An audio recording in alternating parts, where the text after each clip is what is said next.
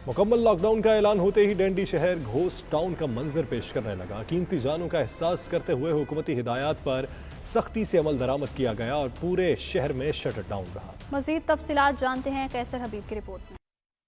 Scottish first minister Nicola स्ट्रेजर ने corona virus के तेजी से फैलाव और अमवात के पेश नज़र पूरे स्कॉटलैंड में 5 जनवरी से लॉकडाउन कर दिया और लोगों को घरों में कयाम करने की सख्त हिदायत जारी कर दी। नया लॉकडाउन मार्च में लगाए गए लॉकडाउन की तरह है। हुकूमती हिदायत के मुताबिक ये लॉकडाउन टियर 4 इकदाम का अगला मरहला है, जिसमें बैरूनी इज्तिमात को खत्म कर दिया गया। सिर्फ एक फर्द घर से बाहर सौदा सल्फ, अद्वियात या वर्जिश के लिए जा सकता है। तालीमी इदारे 1 फरवरी तक बंद रहेंगे। कारोबारी हजरात अपने बिजनेस पर मुलाजमीन के दरमियान 1 मीटर के फासले को बढ़ाकर 2 मीटर का फासला यकीनी बनाएंगे। एक शहर से दूसरे शहर जाने पर पाबंदी होगी और स्कॉटलैंड से बाहर का सफर बना है। 8 जनवरी से इबादत गाहें रोजाना की खिदमत के लिए बंद हो जाएंगी, लेकिन नमाज जनाजा और निकाह वगैरह की अदायगी के लिए 20 अफराद जमा हो सकेंगे। मामलात को कंट्रोल करने के लिए 2 तरह की वैक्सीन लगाने की हिकमत अमली तरतीब दी जा रही है। मई तक 50 साल से ज्यादा उम्र अफराद को वैक्सीन लगाने का अमल मुकम्मल हो जाएगा। कैसर हबीब, 92 न्यूज़, डंडी, स्कॉटलैंड।